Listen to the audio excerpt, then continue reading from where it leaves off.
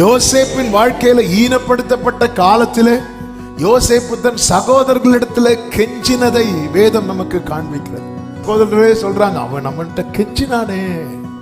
சகோதரன் எப்படி கெஞ்சிருப்பான், உயிருக்காக இப்படி கை நீட்டி கெஞ்சிருப்பான்.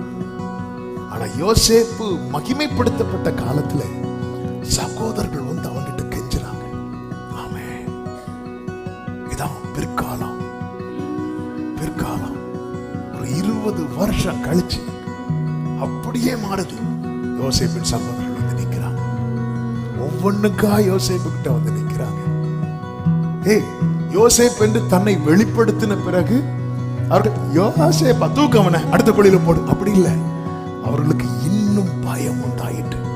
ஏன் தெரியுமா? இப்பொழுது யோசேப்பு தரித்திருக்கிறது அவர்கள் தகப்பன் கொடுத்த வஸ்திரம் அல்ல, மகிமையின் வஸ்திரம், ராஜ வஸ்திரம்.